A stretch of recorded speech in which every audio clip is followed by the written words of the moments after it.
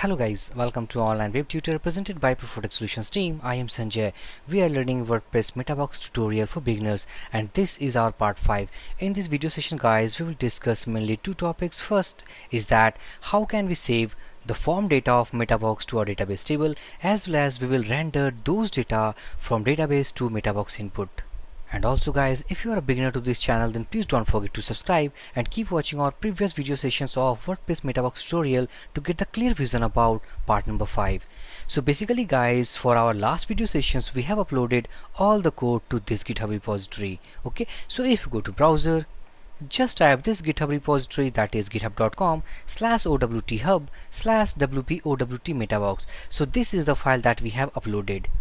In this file guys, actually all the codes that we did it contains. Okay, so in our last video session guys, we have made a simple layout for our Metabox which contains a form input field called publisher name. Okay, so basically if you go to administrator panel, just I'm clicking on book section because I have added the publisher name inside this custom post type, and here it is. Okay, so successfully we have uploaded our previous video sessions code right now to this GitHub repository. You can download this code from right here. Okay, so just back to editor, and now this is the plugin guys that we have made from scratch. Okay, so now we have discussed several things in so far in this Metabox tutorial. Okay, so this is the form that we have made. It contains a simple input type text. As you can see, this is contain only a publisher name. Okay, so in this video session guys, we are going to save this data to our database field, to our database table according to these datas. Means if we click on publish, then all these informations like title, like description, it saves according to this value also. Means this value also will be saved according to these values. Okay, so just back to editor. So now what we have to do for saving data to our database table, actually we need to use our action hook called save post. So let's say that add action, and now add action contains the first parameter value as save post. Okay, so save post, basically this is the action hook guys responsible to save the data of this Metabox input to our database table. Okay, so now let's pass a function. Basically it's a callback function to save this data. Okay, so let's say wpol OWT and let's save Metabox data. Okay, and basically the third parameter indicates the priority of execution. Okay, and now the fourth parameter indicates the number of arguments, number of the parameters we need to pass to this callback function. Okay, so basically I'm going to define 2. Here 2 means that we need to pass the 2 parameters to define this function. Means it will take, this function will take 2 parameters. Okay, so just make copy of this function name. Let's define that function. This is the function that we have defined, and now inside this function we need to pass 2 parameters. Okay, the first parameter it contains called post ID. Okay, and the second parameter is something called post. Okay, so these are the 2 parameters guys it will take to actually save the data according to this post type. Means the data will be saved to our database table according to this post ID. Okay, so now what we have to do next, first of all we have to verify the nonce value. Remember in our last video session guys, this is the statement that we have added. We have protected this input value from a nonce value. Okay, so first of all we have to verify this nonce value inside this function. So let's verify that.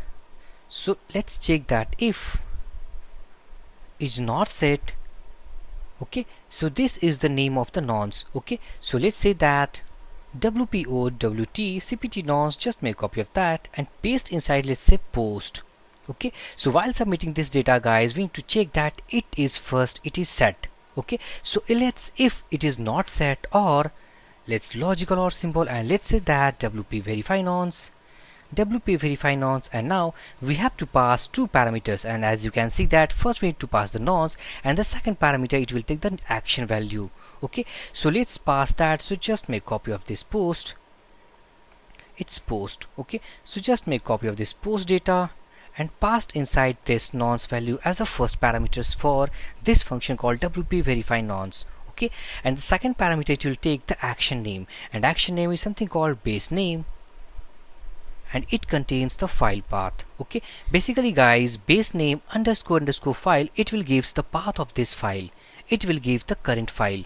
Okay, so let's say that if our value is not set or our value is not verified, then in that condition we need to return that. Okay, so let's return post id. Okay, so here what we did, we have verified actually the nonce value. First we check that our nonce value is set or not. If it is set, then we have verified by using call wp verify nonce, in which we have passed two parameters, first the nonce value and the second that is called the base name, that is action. Okay, so if these all returns actually the false value, then we need to return the post id. Okay, so in this condition guys, actually we have verified the nonce. Okay, now let's check another condition for that. Let's say that post slug, and basically as we know that we have attached this custom meta box with our book type. Okay, because this is the custom post type. Okay, so first of all we have to check that this request actually comes from, or this value actually comes from the post type book. Okay, so we need to validate also. So let's say that if post slug is not equal to, and let's say that post type. Okay, so basically guys, this is the post that we have passed right here inside this function. Okay, so basically here we are comparing the value, so just get rid of that. We are comparing the post slug, means we are checking the post type is book with the parameter of this global variable post. Okay, so if these not are equal to each other, means we are not getting the equal values of each other, then in that specific condition we need to return that value also. Okay, so here we are checking the slug value, so let's that verifying slug value. Okay, so basically guys, we have implemented the two-step verification for our values. Okay, so now next condition, we need to save that value to our database field. So let's say that save value to db field. Okay, so now let's say that we are saving publisher name, so let's say pub name equal to blank, and if it set something called post, and we are sending the value inside this value called txt publisher name. Okay, so just copy this name parameter of this input type text box, go here, and let's say that if it is set, then let's say that pub name equal to post, and this is called txt publisher name, so just paste it here. And also we need to sanitize this value first. Okay, because we have actually studied about the sanitization methods guys in our playlist called WordPress plugin data and request security. Okay, so we have to use called sanitize text field. Okay, inside this function sanitize text field we need to pass this function. Okay, so let's say that if this value is set, if it contains, the input type text box contains any value, then by sanitizing that value we need to store that value inside this variable, else pub name is still blank. Okay, finally we have to update our database field, and by using function called update post meta we can update our database field. So basically it will take three parameters. Okay, first it will take the post id. So as you have remembered that we have passed the post id right here, so just make copy of that and paste inside here. Second parameter, it will take the key value. Okay, so we are saving the publisher name, so let's say that publisher name.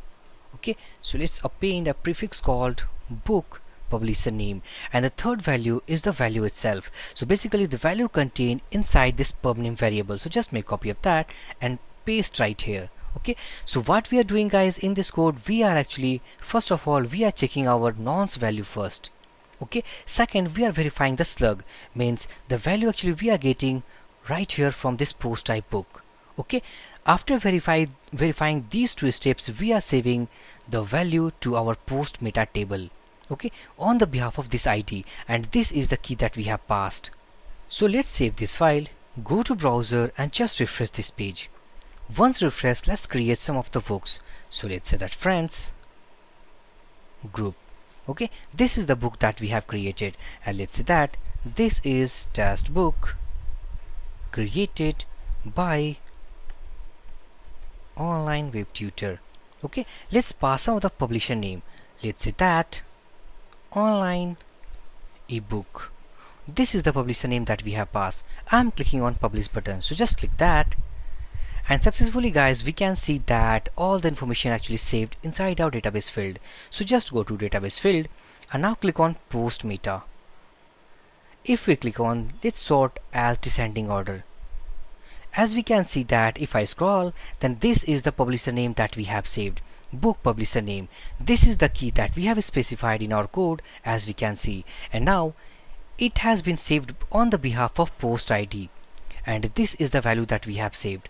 If you go to administrator panel, and now if we copy the URL, just make a copy of that, go to slides, open a new tab, and as you can see that this is the URL that we have created called friends group, and now it contains a value called 38. As you can see, this 38 is guys the post ID. Okay, so on the behalf of this ID, actually we have saved our value called book publisher name. Okay, now next what we have to do, we have to retrieve this value and put inside this box, means we have to render that value inside this text box, because as we can see that after saving those fields, this contain value, this is also contains value, but it not contains the value because we have not rendered so far. Okay, so just go to editor and let's render that value that we have saved to this input box. Okay, so let's say that within PHP tag, let's say that publisher name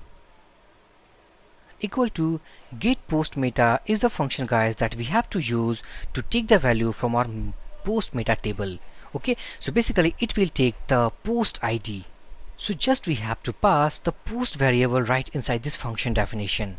Okay, so let's say post, so this post variable contains a key called post ID. Okay, so let's say that it contains a value called ID, basically it will give you the post ID.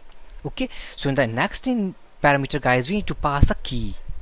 It is that key guys actually we have saved to the database table. So if you go to post meta table, and now as we can see that this is the key that we have saved. Okay, so let me copy that, just go to editor and paste within this inside second parameter, and third parameter we need to pass the true value because we are going to retrieve only a single value.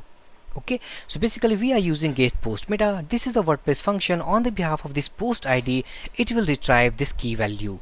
Okay, so just make copy this publisher name and let's make that value inside this value, let's say that echo, and this is the variable.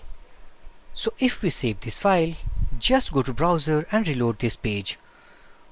Once we reload guys, we can see that online ebook is now appearing. Okay, so let's create another book. So let's say that test book. Okay, this is another test book. Okay, and let's say that online Web Tutor classes. Okay, this is the publisher name. Just I'm clicking on publish button, and now as we can see that if you go to post meta table, again refresh this page, and now as we can see if we select descending order, this is the another book publisher name saved according to post ID 39, and basically this is the post that we have created is about 39. Okay, and it also populated rendered the value that we have saved to database field to this input text type text box. So successfully guys, we had seen that how can we create Metabox, how can we make some layout, and how can we also save these data to our database field as we have discussed so far. So just back to editor, and now let's remind all these things once more what we did so far in this video session. Basically this is the layout that we have made in our previous video session, and now what we have changed inside this function, only we have passed the post variable because to take the ID of that post. Okay, secondly we actually make a function which basically fire on save post. When we save any post, then this method actually fires, and it contains two of variables. As we can see, first parameter is the post ID and the second the post variable. Okay, so in this function guys, first we have verified the nonce value, second we have verified the post slug, and third we have saved the value to our database field. So successfully guys, we have completed the main concern of this video session. Okay, so from the next video session guys, actually what we are going to do, we are going to make a drop down here. Okay, basically that drop down contains some of the usernames, and those usernames comes from this user list. Okay, so if we create any book, then we need to select the author name, and the author name, actually this is the user list. Okay, so we have to select any of the user from that list, and that is called the author name, and we have to save the drop down value to our database field, and also we need to render that value to drop down. Okay, so this concept actually we will see in our next video session. So basically guys, if you have any query in this video session, then please drop your comment. I will give my reply as soon as possible. So for this video session guys, thank you for watching. Have a great day.